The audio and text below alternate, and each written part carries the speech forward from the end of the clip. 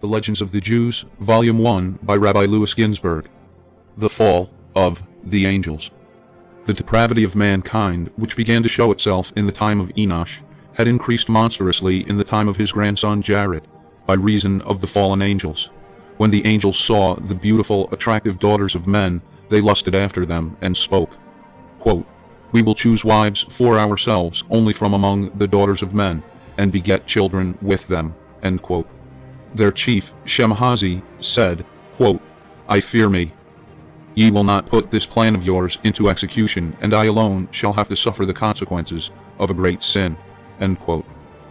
Then they answered him and said, quote, "We will all swear an oath, and we will bind ourselves separately and together, not to abandon the plan, but to carry it through to the end." End quote. 200 angels descended to the summit of Mount Hermon, which owes its name to the very occurrence, because they bound themselves there to fulfill their purpose. On the penalty of herem, anathema, under the leadership of 20 captains, they defiled themselves with the daughters of men, unto whom they taught charms, conjuring formulas, how to cut roots, and the efficacy of plants. The issue from these mixed marriages was a race of giants, 3,000 ells tall, who consumed the possessions of men. When all had vanished and they could obtain nothing more from them, the giants turned against them and devoured many of them, and the remnant of men began to trespass against the birds, beasts, reptiles, and fishes, eating their flesh and drinking their blood. Then the earth complained about the impious evildoers, but the fallen angels continued to corrupt mankind. Azazel taught men how to make slaughtering knives, arms, shields, and coats of mail. He showed them metals and how to work them, and armlets and all sorts of trinkets, and the use of rouge for the eyes, and how to beautify the eyelids, and how to ornament themselves with the rarest and most precious jewels, and all sorts of paints. The chief of the fallen angels, Shemhazi, instructed them in exorcisms and how to cut roots. Armoros taught them how to raise spells. Barakel, divination from the stars.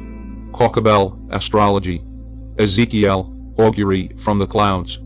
Erikael, the signs of the earth. Samsawiel, the signs of the sun. Sariel, the signs of the moon. While all these abominations defiled the earth, the pious Enoch lived in a secret place. None among men knew his abode, or what had become of him, for he was sojourning with the angel watchers and holy ones.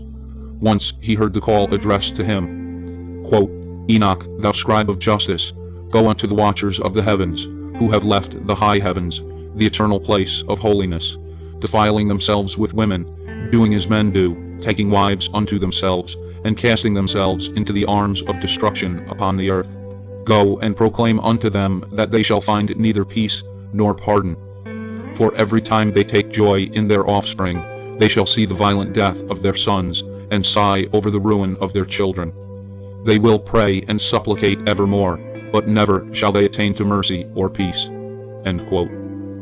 Enoch repaired to Azazel and the other fallen angels, to announce the doom uttered against them. They all were filled with fear. Trembling seized upon them, and they implored Enoch to set up a petition for them and read it to the Lord of heaven, for they could not speak with God as aforetime, nor even raise their eyes heavenward, for shame on account of their sins. Enoch granted their request, and in a vision he was vouchsafed the answer, which he was to carry back to the angels. It appeared to Enoch that he was wafted into heaven upon clouds, and was set down before the throne of God. God spake, quote, "Go forth and say to the watchers of heaven, who have sent thee hither, to intercede for them. Verily, it is you who ought to plead in behalf of men, not men in behalf of you.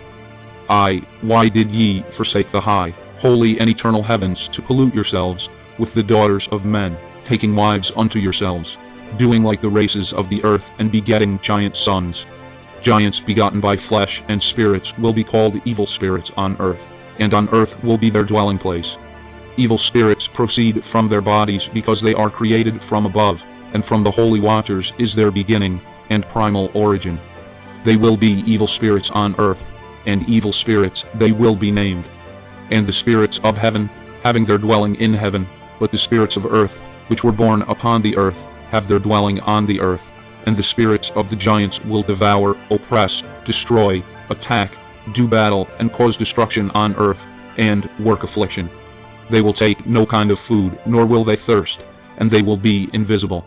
And these spirits will rise up against the children of men and against the women, because they have proceeded from them.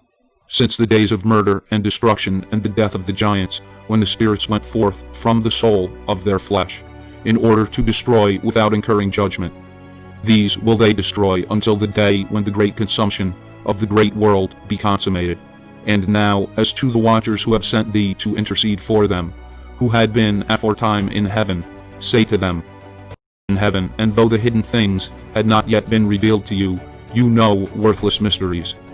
And in the hardness of your hearts you have recounted these to women. And through these mysteries women and men work much evil on earth.